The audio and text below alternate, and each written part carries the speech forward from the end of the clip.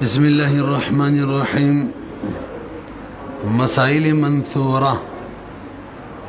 هغه مسائل چې خواره واردي. څه مطلب مولوی صاحب د فقهاو طریقه کار دا دی چې کله یو باب ختمیږي یو کتاب ختمیږي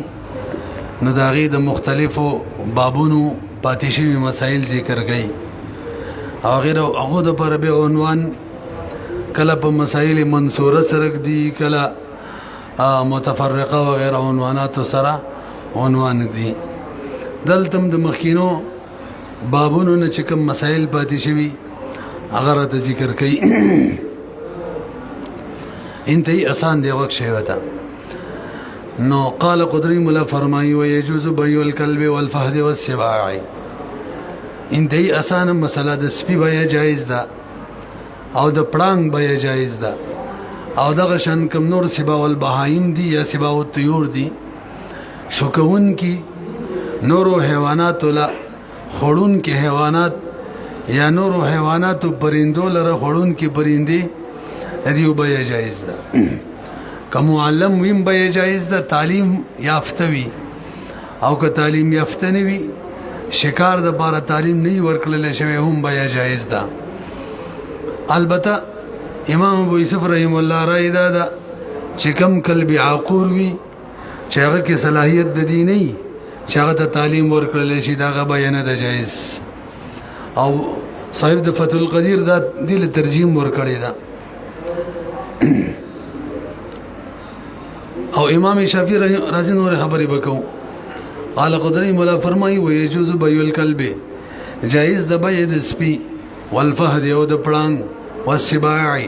او د نور ذیناب او د ذی مخلب پرندو او حیواناتنا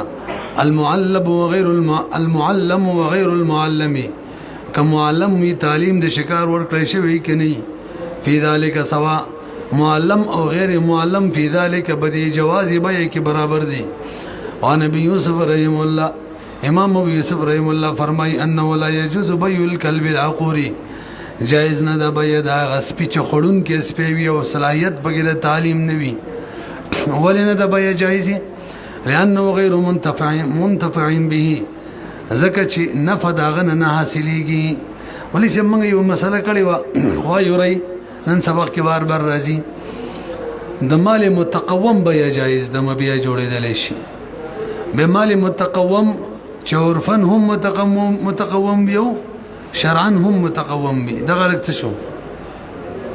چټي غسته به ما ترایت کا خبه چې سبق ختميږي معلم اچھا جی مال متقوم عرفن او شرعا من ویلی مال متقوم عرفن هغه مال ته ویل کیږي چې د چانه نفع خستل شي او شرعا متقوم هغه مال ته ویل کیږي چې دغه نفي شریعت اجازه هم ورکړي. دغه وخت کې مال متقوم شي عرفن هم شرعا هم او لن تعبیر تی فقها دا سي کوي چې د کوم شي نه جایز نفع خستل شي جایز شرعا متقوم نفع خستل شي عرفن متقوم نه د کوم شي نه چې جایز نفع خستل شي دغه به جایز ده او چې دینه شي نه ده. امام ابو یوسف رحم الله ویل انه غیر منتفع به نفع نه خستل شي مال نه ده متقوم. امام شافعی رحم الله رای دا چې د سپي بیان ده جایز. عقلی دلیل هم پیش کوي نقلیم عقلی دلیل حدیث ته نبی علیہ السلام فرمای ان من السحت حرام پیسې چې دی هغه د زنا کون کی خزي اجرت ده او د سپي پیسې دي. او عقلی دلیل دا دی چې سپي نجس العين دي او قابل اهانت ده سپکواله او کته مبیه جوړه کی خرڅې دا خدای اکرام دی نکم شي چې قابل اهانت دی د اکرام کول هټیک نه دی لہذا بيع منتفده وتوري. وقال الشافعي رحمه الله لا يجوز بيع الكلب جائز نه د بيع د کلب مطلقا کار قسم سپوي لقوله عليه السلام د وجد نبی عليه الصلاه والسلام د قولنا ان من الصحت بشک د حرام مال مهر البغي مهر البغي هغه اجرت د زانیه ده وثمن الكلب هغه پیسې د سپیدي سمن د سپي دي عقلی وجه ولانه نجس العين سپي خو نجس العين دي والنجاسه نجاست چره تشعر خبرداري ورکی به هوان المحلي چې دا محل ذلیل شي کمزور شي او جواز البيع چې دا يشعر خبر ورکی به ازاجه چې دا محل دی معزز شي لہذا فکان منتفيا نو موږ به دغه محل معزز نه جوړو ځکه سپک دی نو بس نو شول جواز د بيع به کې منتفي ولنا موږ د پر دلیل نبی له صلوات و سلام چې د سپي د بيع نه منع کړی دا البته د شکار والا سپي او یا د ګړو بزو واغانو د رمی د حفاظت د بار کم سپي دغه هغه سپي به جایز ده ولنا انه علیه السلام نه نبی علیہ الصلوۃ والسلام نهی کړی دا ان بيع الكلب الا كلب صيد هذا شکار والا سپي خستله خرڅول شي او ماشیه دنیا سپي د حفاظت د ګړو بزو وغیرہ د پاره دلته څوک اعتراض هم کولی شي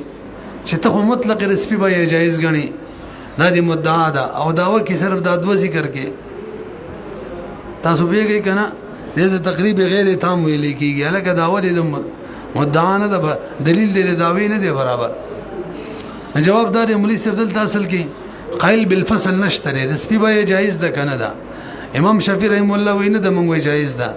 ندلته مقصود داغه رد کول دي هغه مطلق به د ناجایز ویلی او دوی دلته ور حدیث کې خو د دوه ته جایز ویل شي چې د دوه ته جایز ویل شي د غنورم جایز دي بس صحیح ده چې د غنورم په حدیثو کې راغلي کا څلور قسم سپیچ دي دغه اخیستل جایز دي ساتل جایز دي او خرڅول د مطلق سپی صحیح دي په څلورو مقاصد باندې کې سپی خلی صحیح دی یو دا چې شکار د بارېلی یو دا چې د ګړو بوزو حفاظت د بارېلی یو دا چې د باغ او د فصل حفاظت د بار او څلورم دا چې د کور د حفاظت د پاره داس به کڅو کور کې ساتي جایز د خستلیم جایز دي په دې مقاصد باندې او یو پنځم نمبر شوقیانه سپه شوق د بار سپه اخستل د جایز نه دي به چې څوک خرڅي چې هغه تر اخستون کې د نیت پته نه نو بس مطلقاً سپي خرڅول جایز دي څنګه چې صاحب د هدايو فرمایل د قدرت مولا ذکر کړي اگر یو سړي باره کې درته پته چې لکه دای شوقیانه ساتي نبی هغه باندې خرڅول کراهت نه دي خالی کا راسي به او خزي خو بزانه چې نن سبا وي حلال سړي نشته لګور او خزي بزان منی سپي چې لکه دنیا د سلون اڑکه د خدای غر کړو تاسو خالی اشاره کوي او به تماشا کوي وګورئ الا كلب صيد او ماشيه ولانه عقلي وجود من بيانو ولانه منتفع به نفد سپینا خسل کیږي کنه او کما نفع حراسه د چوکیداري د بار او استیادن شکار د بار او کم شین او دا نفع جایز نفهم دا او د کم شین چې نفع مخستل شي او جایز هم وي هغه متقوم وي او عرفنهم شرعنهم بیا جوړیدل شي فکان مالا مال شو منتفعا مال شو فيجوز بيعه بيع جائز ده بخلاف الهوام الموزيه وليس اغه ضرري حیوانات چې لکه مار لړم وغیرہ د دې بيع جائز ده کنه نه ده جائز لکه د دې نه فنا خستل کیږي ها فقهاء لیکلي د مار بيع هم جائز ده په دې نیت باندې څرمن نه بوله سپلای وغیرہ جوړو د غټي کې مجدهي ځکه پیدا خستل ته ممکن دي نو که د زماني په تبدیلی سره دغه هوام د کیړې مکوړې چې دي د دې نه جایز نه فقستل ممکن جوړېدل کنه دوايي وغیرہ کې استعمال البزم هم جایزي بخلاف الهوام الموزيه لانه دو پانی وخت کې څنګه لانه لا ينتفع بها ځکه نه حاصلېږي بدغه هوام باندې کنو حدیث سره څه حدیث کې ویلي د سپي پیسې حرامي نو جواب وای دا حدیث حمل له بلکې د دې معنی دا چې دا په ابتدایي اسلام کې وو ابتدایي اسلام کې خلکو سپي ساتل شوق ولګولو دا غیغه به ختمولو د بارا سپي ساتل خلاصه کې به یو شرای مولانا جایز کړل چې خلکو نه دغه محبت د زنو نوزي بیرستو چې کله دا قصه بلکې د مرګ حکم یې عمره کوي به چې کله د خلکو د زنو محبت وته بس به مرګ حکم هم ختم شو بغیر د ضرر نه شي ملک کوله دا د حضور اباحت مسله ده همدغه شان به هم جایز شوره حدیث سره دا محمول له په ابتدا باندې ابتدای اسلام باندې الف لام په ابتدا کې وزن مضاف الیه نه ده قلعا لهم عن الاقتناء دا رباره چې بیخونی وشي د دې خلکو عن الاقتناء د شوقیانه سپی ساتلو ولا نسلم امام شافعی رحمه الله ویلو چې دا خو نجس العين ده کنه من نه منو چې نجس العين ده او کوي منو نو بس جواب داري چې خوراک کی نجس ده کنه نو خرڅول خو نه دي لکه زهر خوراک ټیک دي نه دي خرڅول غسل خو صحیح دي څه مقاصدي ولا نسلم نجاسه العين اول خو نجاست ده تسلیمونه ولو سلمو کو تسلیم شي جواب کو فيحرم التناول خوراک حرام دي دون البيع بيع نه ده حرامه لکه رشخوانو خوراک حرام دي کنه شخوانو رشخوانو خرڅول جایز دي لکه را پټی ته بوټو موټو ته نه فور کوي ها د انسانانو کم ډګ بول دی غټ بول دا صحیح دي کنه نو دې کوم موږ د حنف رایدار کې چې دې سره خاور ګډ وډ شي خاور دې جوړ شي بدام نفع ور کوي کنه دا جایز ده او کني به نه ده قال قدري مولا فرمای ولا يجوز بيع الخمر والخنزير اگر شراب او د خنزیر بیان ده جایز ولید مال ده متقوم عرفا خودم رده چې متقوم شرعا نه ده نفع خصلتي ممکن دي خو شریعت اجازه نه ور کړي او بای خدا غشي جایز وي چې متقوم عرفا سره متقوم شرعا هم وي لقول عليه السلام نبی علیہ الصلوۃ والسلام فرمایي فيه بشرابو کې چې ان الذي حرم شربها اغزاد چې حرام کړي دي اسکاک داغه حرم بيعها بيع ولا حرام کړي دا اصل کې یو صحابي ابا عامر کنیت یو نبی علیہ السلام له هر کالي د شراب یو منګي راوړلو هدیتن نبی علیہ السلام خپل اسکل خپل راوړل به چې په کم کال باندې حرام شو باغ کال امراوړو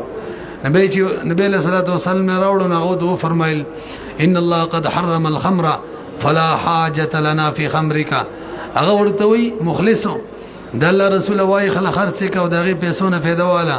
نبی علیہ الصلوۃ والسلام ورته جواب کی وی کم ذات چې حرم شربها حرم بيعها کم ذات چې اسکاک حرام کړي بیم حرام کړي دغه پیسو نه فایده خستلې حرام کړي وګورئ حرم بيعها واكل ثمنها ولانه ليس بمال عقلي وجداد چې دا شراب او خنزير هر یو بده کې دا مال نه دی متقوم شرعا فی حقنا معنا شرعا نه دی وقد ذکرنا دا خبر مخکې من ذکر کړی و بابا فاسده کې ویلی مو کنه کوم شی چې مال متقوم شرعا نه یل تمویلی وکړه خیلی می شروع بابا فاسده کې د فساد دیار له وجوهات ویلی بغي کې ودام و چې متقوم نبی قال قدري مولا فرمایي لک بر وګوره اهل ذمه خو بیجنې کنه دارالاسلام کې چې کوم اهل کتاب اوسېږي د امام په اجازت باندې ټیکس ورکوي اوسېږي هغه د اهل ذمه وایي هغه په بایو کې زمنګ بشان دي اته مردا شرابو کې او د خنزیر په بایو کې زمنګ بشان نه دي منګ لنه جایز غولت جایز ده وګورئ اهل ذمه چې دي په البيعات بایو کې پشان د مسلمانانو دي لقول علیہ السلام نبی علیہ الصلوۃ والسلام فرمای فی ذلک الحدیث بدغه حدیث کی ذلک الحدیث ویل هلن کې حدیث مخکې نه دی ذکر شوی نبی علیہ الصلوۃ والسلام څه فرمایي لاندې لیکلي اشار الیه المصنف ولم يتقدم في هذا المعنى الحديث البته کتاب الزکات کې د حضرت معاذ حدیث تیر شوی دی او دا غشن کتاب السیر کې دی او په حضرت معاذ په حدیث کې دا مسله شته دی نه مخکې راځي فعلمهم خبر ورکه غوتا ان لهم مال للمسلمين من کتاب الزکات کې معاذ حدیث ویلو کنه ان لهم د اهل کتاب د بار باغ حقوق کوم چې مسلمانانو د بار دي وعليهم بدیو باندې باغ زموارین مال المسلمین کوم چې مسلمانانو وي عقلی وجه اور الکدا خو مکلف دي محتاج دي چې مکلف محتاج دي نو بیا به کوي کنه چې خپل احتیاج پوره کړي ولانهم مکلفون دي مکلف دي د ټولو احکاماتو نو بیا یو حکم دی د مکلف دي جایز ده کوي معاملات باندې مکلف دي او د دې بار شي نفوس باقی پاتې شي موږ ویلو دا معاملات ځکه جایز دي چې انسانان باقی پاتې شي معاملې سره رزق ځان له پیدا کی محتاج هم دي د مسلمانانو بشان قال قدري مولا فرمایي الا فی الخمر والخنزير فشراب او خنزیر کی به د مسلمانانو بشان نه دي خاصتا خاص پدې کی ولی د دې وخت په شراب باندې دا څه دی لکه د مسلمانانو وخت چې د میوه بجوسو باندې او د دې وخت په خنزیر باندې دا څه دی لکه مسلمانان چې چيله یخلي خرسي نخپل منځ کې دا جایز د مسلمانانو نه ده جایز وجه ولا بیانې ښه ذکر دی وقیده دا چې دا مال دی او دیو دین کې دیو نه منشوي نه دی عقیده ده بس او موږ ته حکم شوی چې دیو او دی وقیده به موږ پریدو دین کیو کنو خو عقیده ده فإن عقدهم على الخمر ذکا عقد دیو بشراب مانی کا عقد المسلم على الاسير دا سره لکه عقد مسلمان ده میو بنه چول باندې یعنی جوسو وعقدهم او د دې وقت الخنزير باندې کا عقد المسلم على الشاد ده لان بل وجورا دغه خمر شراب چری د مال متقومه اموال فی اعتقادهم دا ضمیر د خبر په اعتبار سره د دم سیکیږي ښا اموال جمع ده نو ضمیر او ترجی کول ټیک دي ضمیر اورل ټیک دي موږ ویلو کنه چې کله ضمیر دایر شي په مابین د مرجیه او په مابین د خبر کې رعایت به د چا ساتي دا مسله ده ځکه دا اموال دی باقیلو د دیو کې ونحنو امرنا او موږ ته امر شوی به ان نترکهم بخیاسان نه دی لکه چې موږ دویم پریږدو و ما یعتقدون او د دې چې عقیده پریږدو مکه و چې څه کوي با او د شراب او د خنزیر د دیو د بارا بیا جائز د باغې معنی دلیل بل وورا دل علی دلالت کی بده معنی قول حضرت عمر رضی الله تعالی عنہ اصل کې هغه امرین جوړ کړیو د دیو نه د زکات دراوړلو نو وی فرمایل ما ته پته لګیدل چې تاسو په کې شراب او خنزیر امرلې حضرت بلال دو فرمایل رضی الله عنه یاو دغه شاندا نبی ولغت مرلې شراب او خنزیر ها وتوای ځان له خرڅوي خپل شراب هم دي خنزیر دې خرڅوي کمه پیسې ردل یغینه موږ له به وشر راکوي یګی کنه دلالت کې بده من قول حضرت عمر چې ولهم بيعهما متولین جوړ کړي پرېګ دی دیو بای د دوالو ته او خذل عشر خلې د دې د دوالو د سمنونو نه ګوره دیو بای کول ته پرې دی چې بای کوي دلیل دی چې بای دیو د بار سره صحیح ده کنه نو من کړه قال امام محمد فرمای تر دې پورې د قدرت مسائل زکه آسان اوس به جامع صغیر ته مسله لاړه ومن قال لغيري بعبدك من فلان ب1000 درهم الاكبر وګوري زدي هدایت ته وېما مسله پورا ووري دا خالد چې دی دا د هدایت نه مثلا کتاب اخلي دلته غلام لیکل دی غلام اخلي زبس خالد ورته بزر روپے راکا او هدایت وینه چې په 1500 در کومه هدایت دې ته نه دی تیار چې په زری ورکی خالد دې ته نه دی تیار چې په زری په 1500 والی متوجه شي بس فقط یو بیره ویم نزور دوی مثلا چې لکه هدایت خو بس په 1500 شو زر بدادر کې او دغه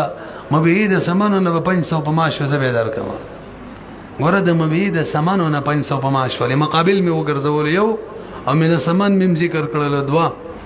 بس جایز ده بس زر بد خالد نالی 500 په مان علی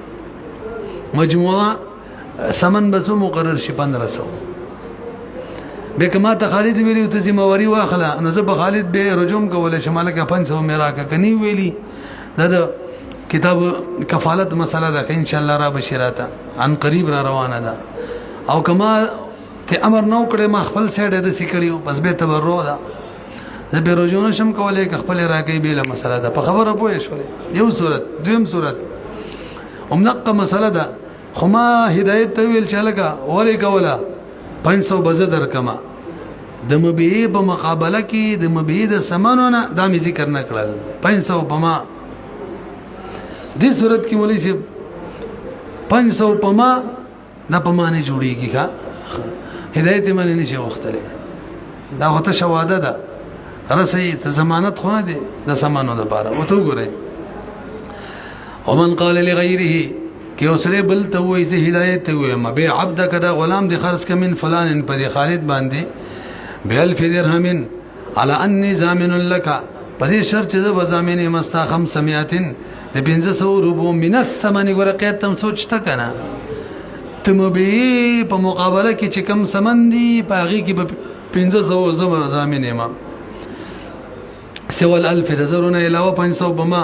ففعل هدايت دغه شان وکړلو بای فهو جائز جائز ده وياخذ الالف به هدايت داسي کوي بای شیخ بزر روپې د مشترینا وال500 باخل من الضامن زمانه وان كان لم يقل من الثمن او کدا ټک ور سره مانو ویل چې د ثمن نه مقابل می جوړ نکړه بهم بای جائز ده وګوره به په 100 روپۍ مانی به 1000 درهم باندې وی ولا شيء على الزمين په زمين باندې زشتمنه نتیجه دار کنه قانون دار چې کله بیا حالي وی حالي پیسې به کې حالي وی نو بای داسې کولې شي چې مشتری ته وی اول پیسې را کلمو مبيع در کومه حبس المبيع چې وته منګ ویلی و یادم شي کنه پیسې ورلا کلمو مبيع در کومه پیسو د بار مبيع حبس کولې شي سره ولې شي نو په اول صورت کې چې 1000 روپۍ خالد ورکړلې 500 مال نه دي نو مبيع سره ولې شي ځکه د 500 روپۍ د مبيع عوض دی او دیم صورت کې دا د مبيع وزن دي نشي سره ولې دا خاصه مزان نه منلې دي نه رسې به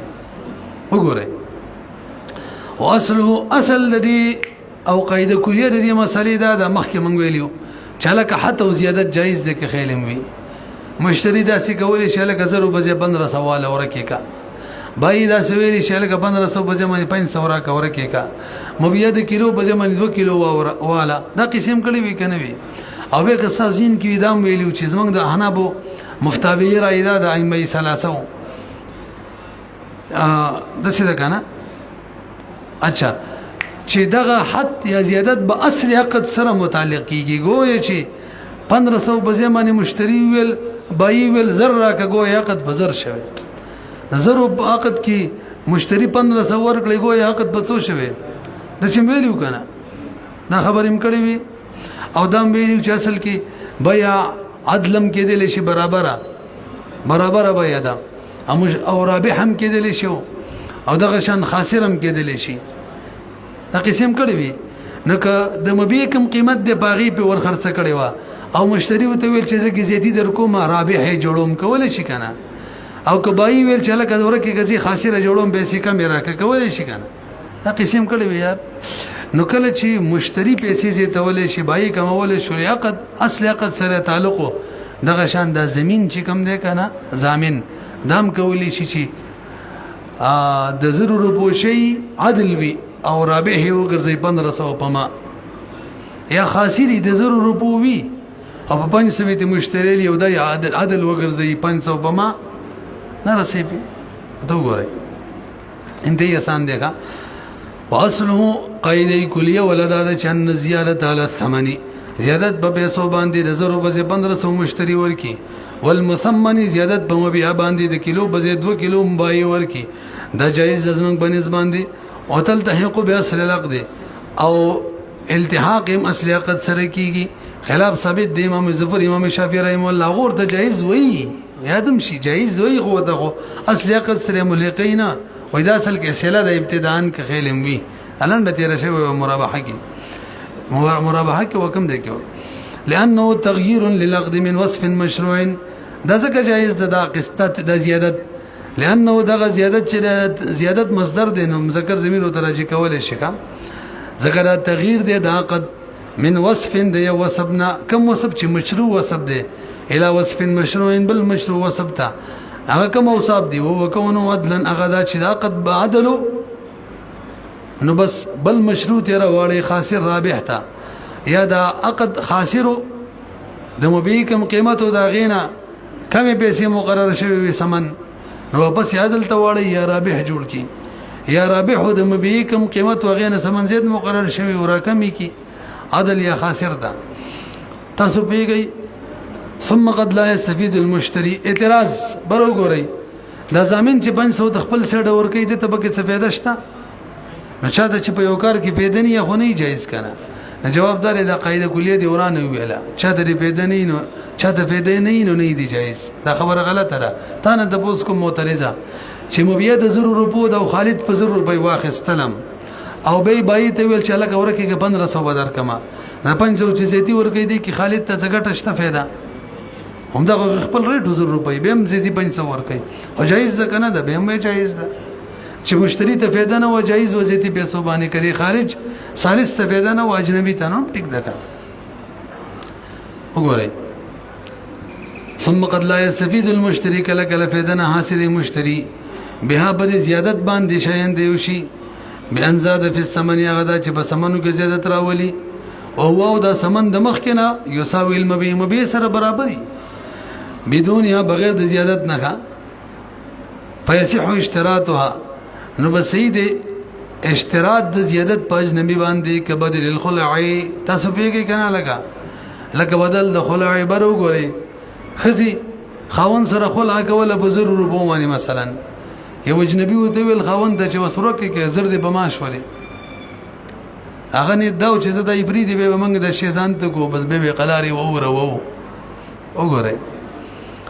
دا جایز ده که بدل الخلع لكن من شرطها دومره ده چې شرط بدای چې دا ضامن د پیسې مقابلتن ذکر کیخه لكن من شرطها المقابله تسميه هم مقابله ذکر کی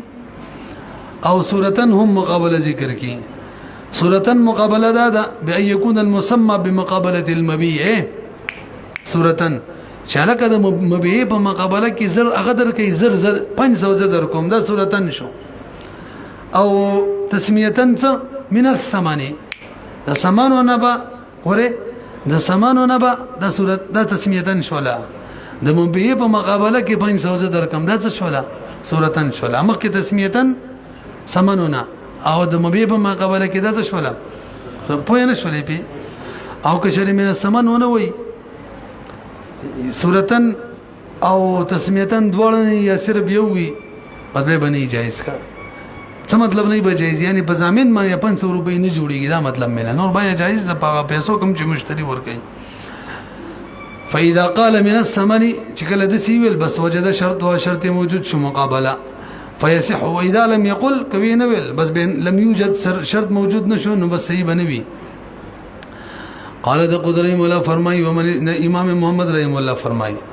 ومن اشترى جاريه ولم يقبضها حتى زوجها فوتيها الزوج فالنكاح جائز لك برو ګوري ما د دې هدایت نو وین زواخستلا او مې د سکارو کړلو چې بس د یاسین ته مې ور پنیکا کړل دا وینځه الان کې لا قبضه کړی مې نه د لکایات ساتي دا ټکي به ضروری دي نو حکم یې سره بس ځانې کا جایز ځخنی کا وشوله الکا پردی وینځه ور پنیکا کړی دا جواب پردی چلا د یار د خواخست د ملک تامه پر راغله کنه مبیا د بتین سره متین کیږي رسې کنه به نکاح جایز ده چې کله نکاح جایز شو له بخاون باندې محرم لازم دی ور کوي باورلا پوه شولې په هدایت کې اعتراض وکي چې لکه قبل القبضه مبیا کې تصرف کول خو نه جایز یار او دا هم تصرف د چا د بنکاح کوي نه رسې به جواب ده مولوی صاحب خبره دی بالکل صحیح ده چې قبل القبضه په مبيع کې تصرف نه جایز مطلب د غوین زما د هدایت نواخ سره قبضه کړی مې نه ده په دې یاسین ور خرڅو منه ده جایز اګه نکای کې ور کوم به ټیک ده ولی یار ويجيب بيع قبل القبضه کنه و جایز شلته انفساخ احتمال بکیو هغه کې غرر راتللو ما په دې یاسین خرڅ کړل کې دې هدایت او زما بيع ختم شي نظم او د یاسین بيع خو غرر کې شوله څه مطلب پته یاسین ته نه لګي چې ملک برازي کنه برازي غررو کنو نه احتمال له انفساخ لقدو او په نکاح کې د لوبینی کا ته وجنه نکاح څه ده جایز ده دا خبره دیونه د کړي هم شي ذکر کړي خرازي والله ومن اشترى جاريه سوق جاريه والي ولم يقبضها قبضين كلا حتى زوجها تذي چې بل دې بنکا کې فوتيها بل او دا ټکي مې پکې نه ویل یار دا اهم ټکي پاتیو نو چې خاوني وتیم کې هم نو نکاح جایز دی یو ور سره په محرم لازم شدوا نور خبره کوي کړي نه به څه حکم دی نکاح ولې جایز د جواب زکه زما ملک راغلی دی چې ملک می راغلی نو ولایت می مشتري چې چاته بنی کا کم نکاح ټیک شو لوجود سبب الولایت زکه موجود شوی دی سبب د ولایت د سبب د ولایت تزویج هغه سبب څوک دی او هو الملک فی الرقبه اول الکمال موجود شوی دی شکل نکاح جایز شولن علی المهر په خوان محرم لازم دی وهذا قبض اعتراض قبضه خلانه ده شوی وی جی دی خوان له چې بنکاح ور کړدام واور نه خوان چې وته کړل بس دا قبضه شو داغه وته د شول لکه چې دی مالک را وستل او د وته کړه او دې سره قبضه جوړیږي کنه دلته قبضه شو اگر چې بابا یې کې هغه مشتری ثاني قبضه کړي وینه وکافي خدل ته صحیح ده وګوره وهذا قبض لان وتی الزوج چې حاصل اور کنه دا قبضه څه ده چې دا خاوني وتی کوي دا وتی د چا په وجه حاصل شوی دا ما مسلط کړي چې په نکاح می ورکړله پس وتی له صحیح شولا نو چې ما مسلط کړي دا غو وتی داسې شولا لکه زما او زما وتی قبضین بس قبضه شو یعنی کما وتی کړي وي قبضه حسابې ده وهذا قبض لان وتی الزوج دا حاصل شوی دا به تسلیت په مسلط کېدل معنی د جهاد د باینه مشترینا مالکنا تاسو پیږئ کنه نفسوار فعله نو شی به فعل د خاون کفعله لکه فعل د مالک وای چې هغه وته کړه مالک چې وته کی پس به قبضه حسابي کی او کوته نه کی دا صورت ده وینځمه د هدایت نواخستله د یاسین ته می ور بنکاک له خدلانه د وته کړي نو په دې صورت کې دا قبضه نه د حساب کا فليس بقبض پیږئ به وإن لم يطأها فليس بقبض قياس تقاضا دا کوي برګوري اصل کې قانون او قاعده دا ده چې کله مشتری په مبيع کې پیدا کی دا قبضي دم مخ کې ویلي کتاب العیب خيار العیب مشتری په مبيع کې پیدا کی دا صحیح حسابيږي قبضه نه رسې په برګوري بس چې کله یو سړی وینځ واخلی او ځان ته بنکا کی یا بل ته بنکا کی دا عیب پیدا شو دي سره قبضه راځي منګه قاعده ویلې وکنه مبیا کې عیب پیدا کول څه قبضه او وینځ چته بنکا کول دا عیب دی لہذا چې کله ما دي یاسین ته بنکا کړل نو بس ما پکې برا وستو او عیب قبضه کنه چې عیب قبضه نو به تاسو ولې پکې دا قید لګوي چې وتی کړي قبضه وي او چې نه با پدن لګي بوې شوي کنه په قاعده ورسېدلې عیب پیدا کول مبیا کې څه دی قبضه ده د څه ده او وینځ بنکا کې چاته ور کول کوي کړي کني دا عیب حسابيږي ندام څه شولا قبضه شولا دا قید سره لګوي چې وتی کړي کني قبضه خو بهر حال رااله یو کې وایي چې قبضه ده بلکې وینه ده نه رسې به داغه جواب کوي ولې چې اصل کې یو قبضه حقيقي چی هغه کې د دغه چی مشتری دا غالب شي مستولی جوړ شي استولای راشي هغه دا مثلا وینځه واقعستله او به ول لاس کټ کړلو دا د سیب دی کنه حقيقي چې دې سره هغه پس مالک جوړ شو او یو عیب حکمی لکه نکاح والا دا یو عیب حقيقي لکه لاس ولا کټ کی او یو عیب حکمی لکه سره به څه کی چاته بنکا ورکی نو قبضه کی هغه عیب قبضه ثابتې کوم چې حقيقي او کوم چې حکمي صرف نکاح دی نه ثابتې او وته کول سره حقيقي کوم والی راضي اب راضي هغه حقيقي اب دی او چا سي نکاح یا حکمي دا غیر اعتبار نشته ګوري زکه وته د زوج چې دا کوم دې ته ورسېدلو والقياس يسير قابضا بکار د چې مشتری قابض جوړ شي په ادم یوتی صورت کې هم ولې لانه تعیب حکمی دا حکمی عیب دی فیعتبر او دا د قیاس شی په تعیب حقیقي باندې وجد استحسان دا چې ان فی الحقیقی کې استیلا دا استیلا راځي کا علی المحل باندې هغه په محل باندې غالب شي لکه لاس ولکټ کې ای باقاعده وتی کې وینځه مثلا نو و به یسیر قابضا او بدغه استیلا په وجه قابض جوړیږي ولا كذلك حکمی کی چونکه استیلا نه نو بس قابض نه جوړیږي فافترق دوړو کې فرق رااله قال ذو قدری مولا فرمای نا امام محمد فرمای رحمه الله ومن اشترى عبدا فغاب والعبد في يد البائع واقام البائع البينه انه باعه اياه فان كان غیبته معروفه لم یباع فی دین البایع لک برو ګوره ما هدایت نه غلام واخستلو الټه کوي ما هدایت باندې غلام ور خرڅ کو توجه جی بس هدایت ورک شو نیمانه د غلام قبضه کړی دا 9 روپۍ را کړی دي د غلام ما سم د سزوړن پاتې شو د دوه صورت دي ک هدایت چیرته دی غزه معلوم وي نو به حکم داري انتظار وکونو چې راشي پیسې به دیوالو غلام به وته ورکو او بیا به ورکو او کچری دغه مشتری دا ورک دی هیڅ پته نه لګي چیرته دی او مو بیا د بای په ملک کې عمدا سي زوړند پرته د غریبي خرڅول هم نشو پیسې مو د ملاونه شوي په خبره پیږي نو حکمدار قاضي له ورشي ګوانو سره ثابت کی ما بیا کړی و او اوس مشتری ورک دی خو غیرې مزه وسو کما بای ورته قاضي بوته وي بای د سیو کدا غلام دغه مو بیا خرڅ کا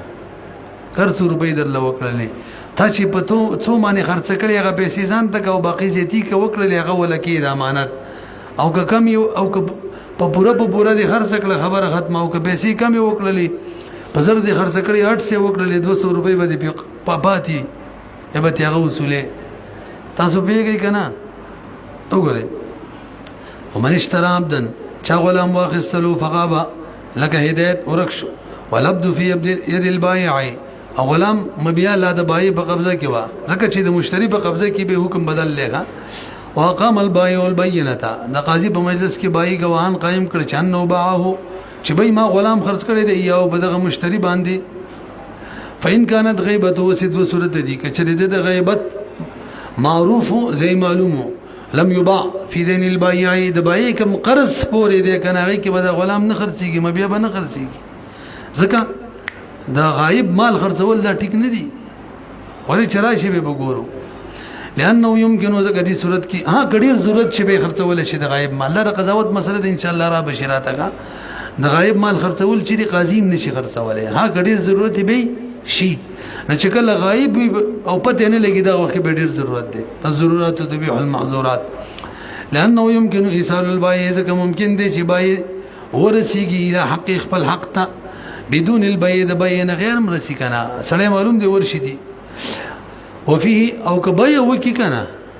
نو کبيع نه کوي د بيع حق نه خرابيږي ولی حق ترسي او کبيع وکي مشتري حق خرابيږي نو کوم کار کول بګار دی هغه چې هغه کې حق نه خرابيږي یختارو اهون الشرين دا مادي منګ ویلو کنه 28 نمبر وفي ابطال حق المشتري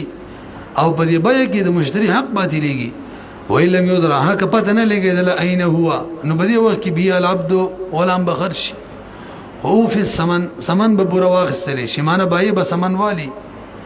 راسي پیاله کدل د بای حق مشتری حق خراب نشو څه بدل ته موږ بل قاعده ویلې ده کنه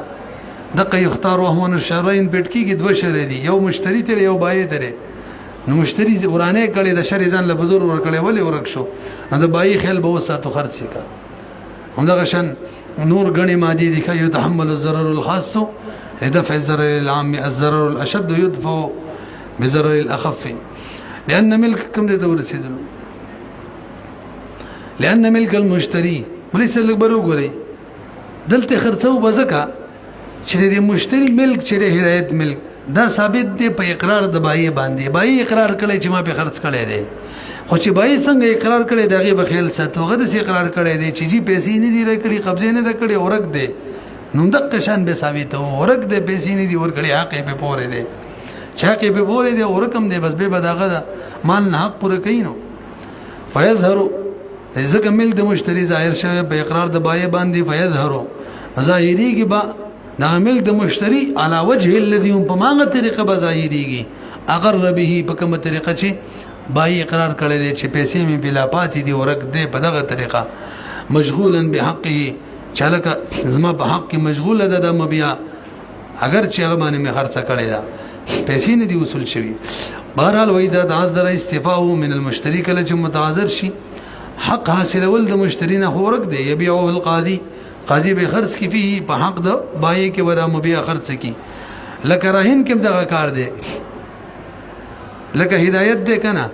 ما سره د کتاب برهن کی خېده زما به 0 روپۍ پورې وي عمل شو اوس حکم دار چې دا کتاب به خرڅ کما خپل پیسې به وصول کما لکه راهین چې دی دا ماته همدغه شان ما هدایت مانی کتاب خرڅ کړی دی موجود دی خو لا قبضه مې نه ده ورکړی هدایت مړ شو مفلس شو غریب دی پیسې نشي ادا کولی دلته حکم دار چې د نورو قرضدارانو په دې مبیع کې لایسه نشته ځکه ما قبضه نه ده ورکړې مبیع به زه خرڅ کړم خپل قرض به پوره کړم حق مبیع مې قبضه کې ورکړې وه بس بیا د ټولو قرضدارانو په دغه کې حق دی والمشتري اذا مات مفلسا والمبيع ولم يقبض مفلس ملشي ولا مبيع نه قبضه شوی ځکه قبضه شوی به خبره بدله ده بخلاف ما بعد القبض ولي لان حقه زکا حق به چې دی کنه چې قبضه ورکړی و لم يبقى متعلقا به حق د بای به نه دی باقی پاتې متعلق د مبيع پوری ولغه سره به ټول حق متعلق شوی او که قبضه اعلاني ورکړي به حق ور پوری متعلق پاتې دی ثم ان فضل شيء كشيء سمن مبيع خو خرڅ کړله زر روپو باندې ما به هدایت خرڅ کړی و اوس می مخ کې په 1200 خرڅ کړل 200 روپۍ زیاتی پاتې شوي بس يمسكو للمشتري د بار باغه ایثاری شي لانه بدل حق ذکر دا غد حق بدل له بدل حقه وان نقص او که شریکه می سولې پات سو می خرڅ کړله يطبع بس اور بسی کېدل بکیږي مشتری بسی یا يتبع هو اوس بسیش تابع کیږي ببای هو بای د نور خلقو بشان ایغضن کمی روپۍ کمی شویاتی به پیدا دي کې به بیتوالی